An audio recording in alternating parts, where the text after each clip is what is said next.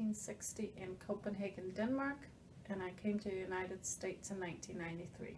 I was born in 1958 in Chicago Heights, Illinois. After World War II, the Allied powers divvied up Germany into 4 sections west of the Oder-Neisse line. The United States, United Kingdom, Soviet Union, and France each got a piece.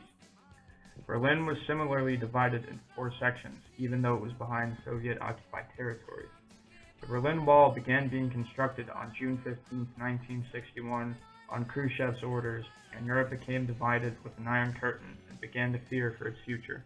And they were, I guess, kind of infamous terms because sometimes you would hear a news report about people who tried to escape and were shot while trying to escape, or in some cases you'd hear about successful escapes. So these were news events, and you learned about it more there. But it was a life and death kind of barrier. Mm-hmm. Yeah.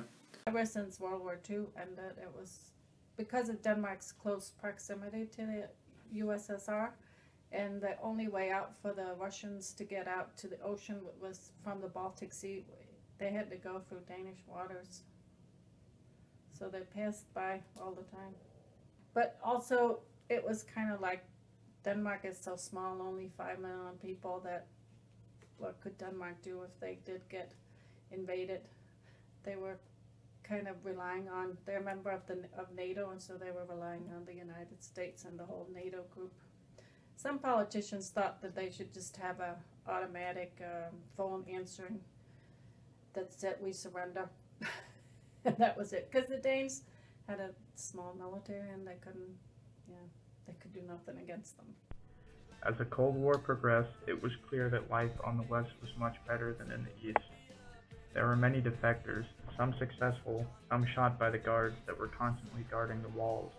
As time passed, tensions got higher and higher, and people like Tom, a recent graduate of West Point, requested to be stationed in Germany. I was stationed there the first time in 1982 to 85, and the Cold War was, of course, still up and running at that time. Well, I was assigned to an 8-inch nuclear-capable artillery unit stationed in Bamberg, Germany, which was not far from the Iron Curtain.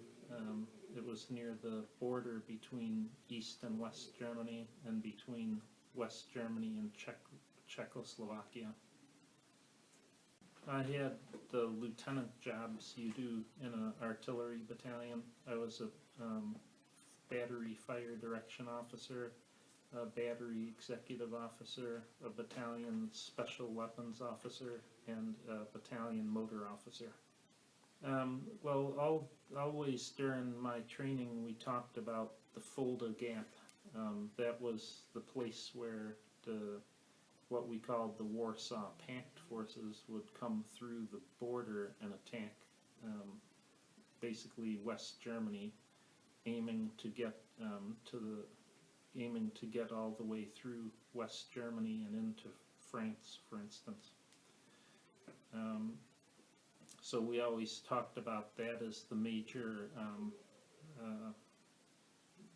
attack avenue, and then we would defend against that with our plans. And I traveled to the former Yugoslavia. There was a lot of military. That was the first impression we got. I remember when we came. A lot of military and poor in general. A poor country. They didn't have good. You could see they didn't have good dental care. They didn't have good medical care. They were kind of years behind. To the stores, there were only certain, like one brand of each. Not the variety is here, like one brand of cookies, one brand of beer, one brand of, no variety. After a 50-year arms race with the U.S., the USSR had no more money and fell apart, the Iron Curtain coming down with it. Europe and the world rejoiced, while East Germany rapidly modernized.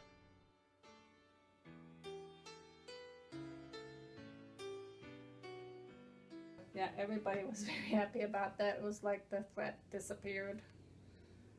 And all of Europe celebrated, I think mostly the Germans. I mean, or definitely the Germans with the wall that came down, and them being right there. So, and you could also see in Denmark the East Germans. There's a ferry from East Germany to Denmark, and you could see they came up right away because that was the first time they could ever leave the country, and they would take the ferry up to Denmark and drive around in their little trabbies, and just happy to get out. Yeah, at that time, East Germany was basically being modernized from 1945 era to the present time. So they were rebuilding roads everywhere. There were brand new, like I'll call big box stores. You could see that they were brand new built, and it was effort by the German government to bring East Germany into modern times with the road network, and it was an effort on the part of basically the free world economies to go in there and sell things to the East Germans that everybody else takes for granted. So it was really something to see the difference between the old roads and the new ones, and just the condition of the houses and buildings over there. It looked like the dust settled on them from the last shots of World War II, and then nothing happened for 50 years. That's how they looked.